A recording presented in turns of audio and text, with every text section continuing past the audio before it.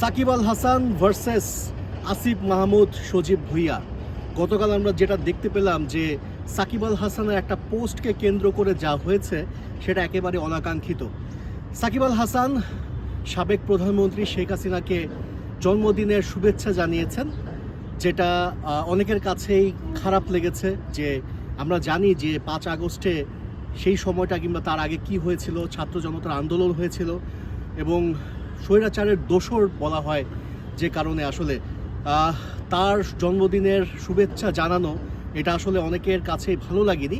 বিশেষ করে সরকারের যারা আছেন, আসিফ মাহমুদ যারা আসলে সরাসরি এই আন্দোলনে জড়িত ছিলেন, শরিক ছিলেন, তিনি কিন্তু পরবর্তী একটা স্ট্যাটাস দিয়েছেন যে অনেকেই তাকে গালি দিয়েছে যে কেন তাকে আসলে পুনর্বাসনের ব্যবস্থা করা হয়নি। অর্থাৎ সাকিব আল হাসানকে মেনশন না করলেও তিনি যেটা বুঝিয়েছেন যে সাকিব আল হাসানকে কেন পুনর্বাসন করানো হয়নি, তাকে কেন দেশে আনতে বাধা দেওয়া হয়েছে, কেন তিনি জাতীয় দলের জার্সিতে খেলতে পারছেন না, এই প্রশ্নটা কিন্তু অসংখ্যবার করা হয়েছে আসিফ মাহমুদকে, বিসিবিকে। সেটারই একটা ক্লিয়ার স্টেটমেন্ট তিনি দিয়ে দিয়েছেন যে এই কারণেই তিনি সাকিব আল হাসানকে আর বাংলাদেশের জাতীয় দলের জার্সি গায়ে চাপাতে দেননি। পরবর্তীতে তাৎক্ষণিক সাকিব আল হাসান আবার একটা পোস্ট করেছেন, রিয়্যাক্ট করে দিয়েছেন যে ফাইনালি বোঝা গেল যে কেন সাকিব আল হাসান দেশে ফিরতে পারছে না, কেন তিনি দেশের জার্সিতে খেলতে পারছেন না, ব্যাপারটা পরিষ্কার হয়ে গেল। অর্থাৎ তিনি ইঙ্গিত করেছেন আসিফ মাহমুদকে যে তার কারণেই তিনি দেশে আসতে পারছেন না এবং এর কারণে তিনি আসলে জাতীয় দলের জার্সিতে খেলতে পারছেন না। যেটার পরবর্তীতে আমরা দেখেছি যে সার্জিস আলম, হাসনাত আবদুল্লাহ তারাও কিন্তু এটা নিয়ে পোস্ট করেছেন এবং সাকিব আল হাসানকে আক্রমণাত্মক কিছু বক্তব্য তিনি দিয়েছেন, কিংবা বলা যায় যে অশ্লীল কিছু ভাষাও ব্যবহার করেছেন।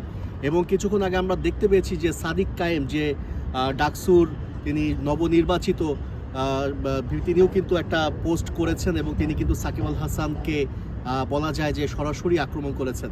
আসলে একটা পুরোপুরি বিভক্ত অবস্থা। তবে যেটা ইন্টারেস্টিং ব্যাপার হচ্ছে যে আওয়ামী লীগের যারা আসলে লুকিয়ে আছে বা পলাতক যারা আছে, নেতা যারা আছে, তাদের অনেকেই কিন্তু সাকিব আল হাসানের এই স্ট্যাটাসটার পক্ষে নিয়েছেন এবং তারা এগুলো শেয়ার করছেন, রিয়্যাক্ট দিচ্ছেন এবং তারা একটা আওয়াজ তুলেছেন, একটা আন্দোলনের দিকে তারা চলে গেছেন যে সাকিব আল হাসান এই পোস্টে তোমরা সবাই মিলে লাভ রিয়্যাক্ট দাও, এরকম একটা আহ্বান কিন্তু তারা জানাচ্ছেন। যেটার কারণে বলা যায় যে সাকিব আল হাসানকে কেন্দ্র করে এখন আওয়ামী লীগ পুনরুজ্জীবিত হওয়ার চেষ্টা একটা তাদের বা একটা আকাঙ্ক্ষা তাদের মধ্যে যেমন আছে, পাশাপাশি ছাত্র জনতা যারা আসলে সেই সময়ে রক্ত দিয়েছে তারা কিন্তু আসলে এটা প্রতিহত করার ব্যবস্থা তারা কিন্তু চেষ্টা করে যাচ্ছে। এবং সাধারণ মানুষ, সাধারণ যারা ক্রিকেট প্রেমী, তারা চাচ্ছে যে এই রাজনীতির সাথে ক্রিকেট বা ক্রিকেটের সাথে রাজনীতি যেন না মিলে।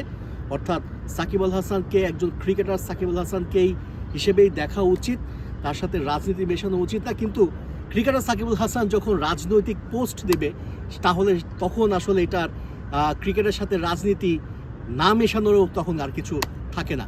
যাই হোক দর্শক, আপনাদের কোনো মন্তব্য থাকলে সেটা অবশ্যই কমেন্ট বক্সে জানাবেন। ধন্যবাদ সবাইকে।